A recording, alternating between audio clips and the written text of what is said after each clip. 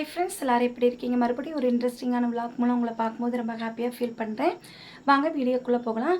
இது 3 டேஸ் எடுத்த விளாக் தான். ஃபஸ்ட்டு முட்டை குழம்பு பார்த்துடலாம். ஒரு கடாய் எடுத்துக்கலாம், தேவையான அளவு ஆயில், அப்புறம் எல்லா ஸ்பைசஸ் திங்ஸையும் ஆட் பண்ணிக்கோங்க. நெக்ஸ்ட்டு ஒரு பெரிய சைஸ் வெங்காயத்தை நல்லா ஸ்லைஸாக கட் பண்ணி வச்சுருக்கேன், அதையும் நல்லா ஆட் பண்ணிக்கிடலாம். நெக்ஸ்ட்டு இடிச்சு வச்சுருந்த இஞ்சி பூண்டு விழுது அதையும் ஆட் பண்ணிவிட்டு கட் பண்ணி வச்சுருந்த தக்காளியும் வந்து ஆட் பண்ணிக்கிடுறேன். இந்த ரெண்டையும் நல்லா கலந்து விட்டுக்கிடலாம்.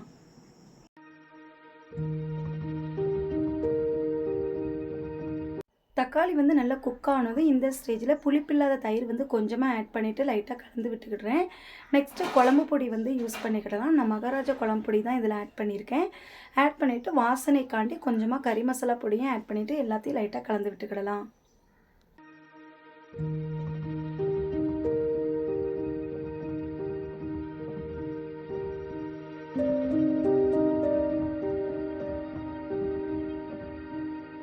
இப்போ இந்த ஸ்டேஜில் நான் அரைச்சி வச்சிருந்த தேங்காய் வெங்காயம் விழுதை வந்து ஆட் பண்ணிவிட்டு லைட்டாக கலந்து விட்டுக்கிடுறேன். நெக்ஸ்ட்டு வந்து உருளைக்கிழங்கையும் ஆட் பண்ணிக்கிடுறேன்.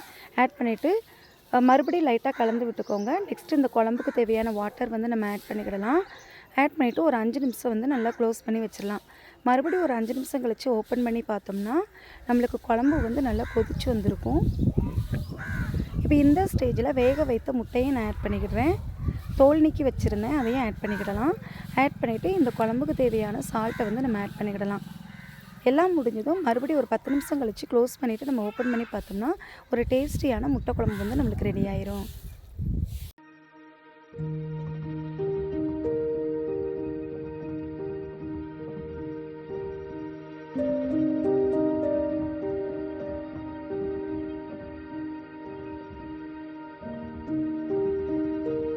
இப்போ வந்து நம்மளுக்கு வந்து குழம்பு வந்து ரெடி ஆகிடுச்சு. இதுக்கு வந்து தாளிப்பு கொடுத்துடலாம். எப்போவுமே குழம்பு வச்சு முடித்ததும் மறுபடியும் ஒரு தடவை தாளிக்கும் போது உண்மையிலே இந்த குழம்பு வந்து ரொம்ப டேஸ்டியாக இருக்கும். ஸோ அன்றைக்கி ஓவரால் எங்கள் வீட்டில் வந்து ஒயிட் ரைஸ், அப்பளம், முட்டை குழம்பு தான் வச்சுருந்தேன். இது வந்து உங்களுக்கு பிடிச்சிருந்தா கண்டிப்பாக இதை போல் செஞ்சு பாருங்கள்.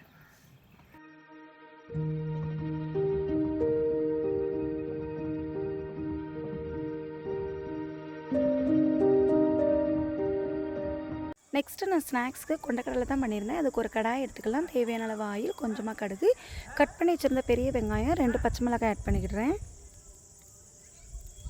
இது எல்லாத்தையும் நல்லா கலந்து விட்டுக்கிடலாம். நெக்ஸ்ட்டு வேக வைத்த கொண்டக்கடலையை வந்து ஆட் பண்ணிக்கிடுறேன். நான் நைட்டே நல்லா ஊற வச்சுட்டேன். மார்னிங் வந்து குக்கரில் 4 விசில் போட்டு எடுத்தேன். ஸோ தண்ணி நல்லா வடிகட்டிட்டு தான் ஆட் பண்ணேன். இப்போ இதுக்கு தேவையான சால்ட்டை ஆட் பண்ணிவிட்டு மறுபடியும் நல்லா கலந்து விட்டுக்கிடலாம். கடைசியாக துருவி வச்சுருந்த தேங்காவையும் ஆட் பண்ணிக்கிடுறேன். இதையும் மறுபடியும் லைட்டாக கலந்து விட்டுக்கோங்க. இதுக்கு ஒரு ஸ்ட்ராங்கான டீ வந்து வச்சு சாப்பிடும்போது வயிறு வந்து நல்லா ஃபில்லிங்காக இருக்கும். ஈவினிங்க்கு வந்து ஒரு நல்ல ஸ்நாக்ஸும் கூட. அப்புறம் பொங்கலுக்கு வந்து என்னால் வீடியோ வந்து எடுக்க முடியலை. ஆனால் அன்றைக்கி மார்னிங் வந்து பல்க்குக்கு வந்து பெட்ரோல் போட வந்திருந்தேன். ஸோ எங்கள் பல்க்குடைய அப்பியரன்ஸ் வந்து உண்மையிலே ரொம்ப நல்லாயிருக்கும். ஸோ அதை தான் இப்போ நீங்கள் பார்த்துக்கிட்டு இருக்கீங்க.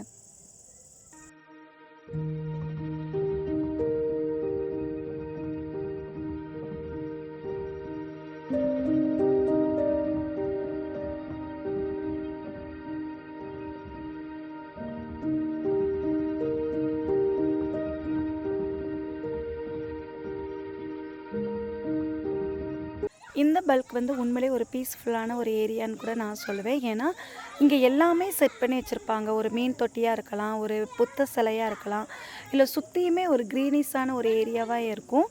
ஸோ நீங்கள் இந்த ஏரியா வழியாக நீங்கள் வந்தீங்கன்னா கண்டிப்பாக இந்த ஏரியா வந்து நீங்கள் பார்த்துட்டு போகணும்.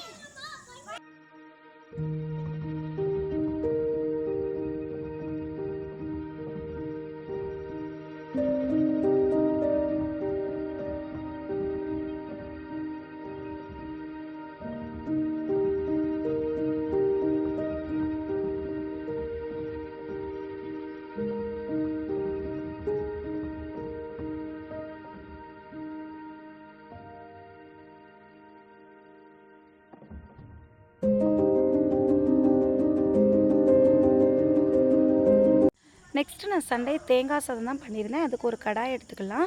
தேவையான அளவு ஆயில், கொஞ்சமாக நெய் வந்து ஆட் பண்ணிக்கிடுறேன். ஆட் பண்ணிவிட்டு இதில் எல்லா ஸ்பைசஸ் திங்ஸையும் ஆட் பண்ணிக்கிடலாம். அப்புறம் கட் பண்ணி வச்சுருந்தேன் 4 மீடியம் சைஸ் பெரிய வெங்காயத்தையும் நான் ஆட் பண்ணிக்கிடுறேன்.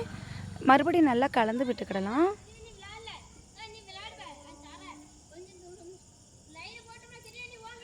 நெக்ஸ்ட்டு இதில் வந்து 2 பச்சை மிளகாய், கொஞ்சமாக முந்திரி பருப்பு அதையும் ஆட் பண்ணிக்கிடுறேன். மறுபடியும் லைட்டாக கலந்து விட்டுக்கிடலாம்.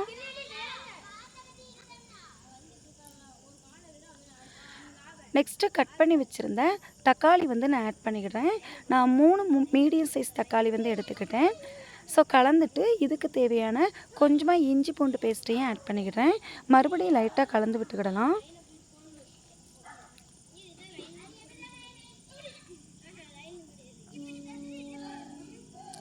நெக்ஸ்ட்டு ஒரு கைப்பிடி அளவு புதினா கொத்தமல்லி இலைகளை வந்து ஆட் பண்ணிக்கிடலாம்.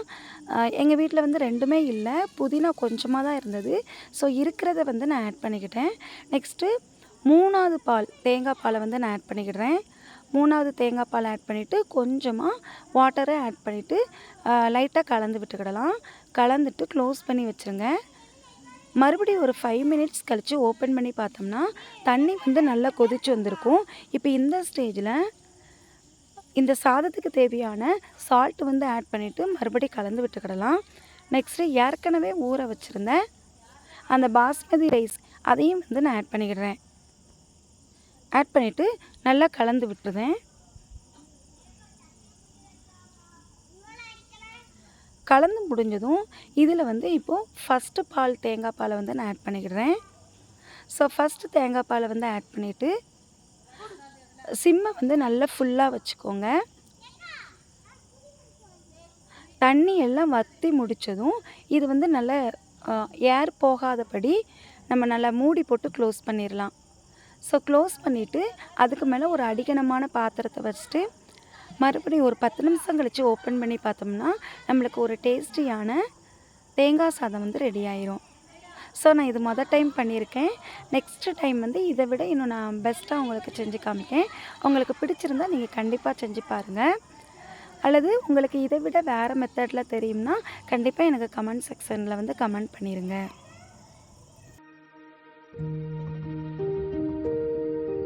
நெக்ஸ்ட்டு இந்த தேங்காய் சாதத்துக்கு பெப்பர் சிக்கன் தான் பண்ணியிருந்தேன். அதுக்கு ஒரு கடாயில் கொஞ்சமாக சீரகம், அதிகமாக மிளகு போட்டு வறுத்து எடுத்துக்கிடலாம்.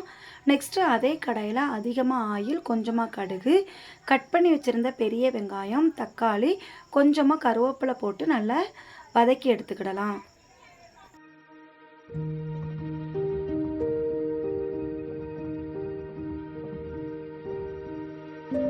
இப்போ இந்த ஸ்டேஜில் நான் கழுவி வச்சுருந்த சிக்கனை வந்து ஆட் பண்ணிக்கிடுறேன். ஆட் பண்ணிவிட்டு 5 நிமிஷம் நல்லா கலந்து விட்டுக்கோங்க. 5 நிமிஷம் கழித்து இதுக்கு தேவையான இஞ்சி பூண்டு பேஸ்ட் வந்து நம்ம ஆட் பண்ணிவிட்டு மறுபடியும் கலந்து விட்டுக்கிடலாம். ஒரு 10 நிமிஷம் கழித்து க்ளோஸ் பண்ணிவிட்டு ஓப்பன் பண்ணி பார்க்கலாம்.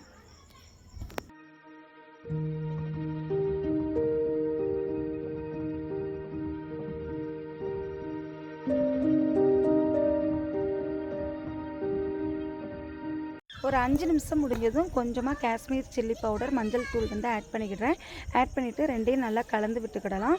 கடைசியாக நம்ம வறுத்து வச்சுருந்த சீரகம், மிளகு பொடியை வந்து ஆட் பண்ணிக்கிடலாம். ஆட் பண்ணிவிட்டு வாசனைக்காண்டி கொஞ்சமாக கறி மசாலா பொடியும் ஆட் பண்ணிக்கிடுறேன். நெக்ஸ்ட்டு இந்த சிக்கன் வந்து குக் ஆகிறதுக்கு கொஞ்சமாக தண்ணி வந்து ஆட் பண்ணிவிட்டு இதை வந்து க்ளோஸ் பண்ணி வச்சிடலாம். மறுபடியும் ஒரு 10 நிமிஷம் கழித்து ஓப்பன் பண்ணி பார்த்தோம்னா நம்மளுக்கு ஒரு டேஸ்டியான பெப்பர் சிக்கன் வந்து ரெடி ஆயிரும்.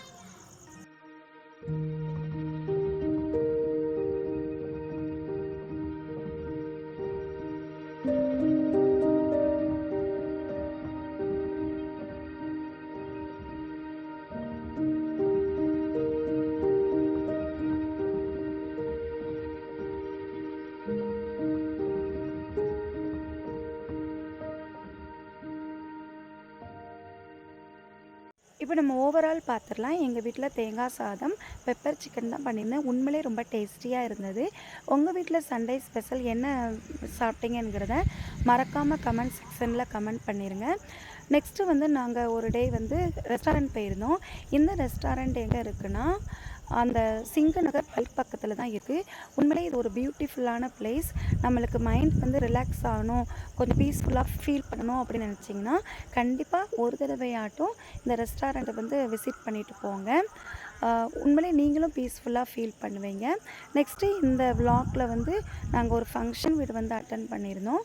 அதையும் நான் லிங்க் பண்ணியிருக்கேன். இதோட இந்த விலாக் வந்து முடியுது. உங்களுக்கு இந்த வீடியோ பிடிச்சிருந்தா லைக் பண்ணுங்கள், கமெண்ட் பண்ணுங்கள், மறக்காமல் சப்ஸ்கிரைப் பண்ணிவிட்டு உங்கள் நண்பர்களுக்கு ஷேர் பண்ணுங்கள். நெக்ஸ்ட்டு ஒரு இன்ட்ரெஸ்டிங்கான வீடியோவில் நம்ம பார்க்கலாம். பாய், see you friends. இது பார்க்கலாம்.